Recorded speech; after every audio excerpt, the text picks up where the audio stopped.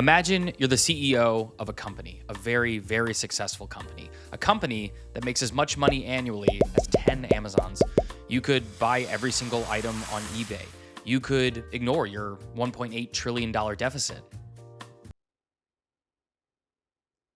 This imaginary company is actually a country. In 2023, the United States government brought in roughly $6.9 trillion in revenue. And today, we'll be using Count to break down the metric tree of America. First, what is a metric tree? With cash comes complexity, whether you're a lemonade stand, a startup, or in this case, an entire country. So metric trees help remove that complexity. You can develop metric trees in Count to break down components of your business like leads or revenue or supply chain or really just about anything. But today, we'll look at something more divisive and to some more deplored than any of that. Taxes.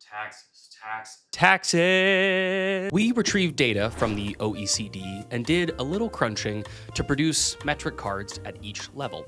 Each card features 2023 tax revenue, the percentage of total revenue, and how that percentage has changed over time, in this instance for both individual and corporate taxes. So, let's break it down. Most of American revenue comes from taxes on you, me, and the PepsiCos of the world. Let's begin on the corporate side, where tax revenue is broken into two categories. The first category is income and profit taxes. So when PepsiCo buys Cheeto Dust or whatever's in Monster Energy, the seller gives a slice to the government. The second category is capital gains. So when PepsiCo sells Tropicana for $3.3 billion, that's very expensive orange juice. A piece of that profit also goes to the government. Corporate capital gains don't count for much, though there was a spike when companies like GeoCities and Alta Vista and Yahoo busted as quickly as they boomed. Does anyone else miss Y2K? Alta Vista sure does. Most of what big enterprises pay comes from that first category, income and profit taxes. It used to be higher, but in the 70s and 80s, companies like GE, creators of your favorite oven and NBC programming and military jet turbines, those three things, found loopholes to ease their tax burden. Pair this with rate cuts and new markets overseas and voila, less tax to pay. Big corporations account for just a small chunk of tax revenue compared to you, me, and our small businesses. To the individual side.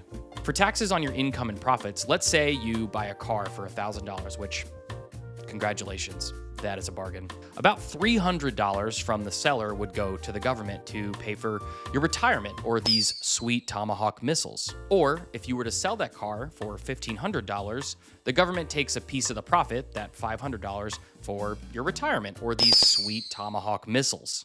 Roughly 70% of all tax revenue comes from 10% of American earners, though somehow people like Michael Bloomberg and Elon Musk famously pay way less, and that's cool with me.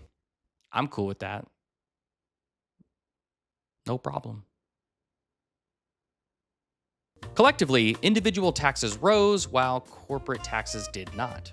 That dip in 2004, by the way, that is the Bush tax cuts. If you were wealthy and sitting on big shares of, say, Coca-Cola and Microsoft, selling stock or cashing dividends meant the IRS took a smaller cut. It didn't last very long. The rest of tax revenue comes from a hodgepodge of things like Social Security contributions, taxes on goods and services, property taxes, but that probably merits its own video, so for the sake of brevity, thank you for watching. You can check out the canvas by clicking on the link below, unless you're somewhere where the link is above, in which case you should click on it up there. Today's video was sponsored by Count because I work there.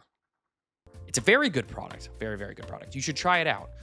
You can use my name at checkout for no promo. It won't do anything. Sorry. Roll credits.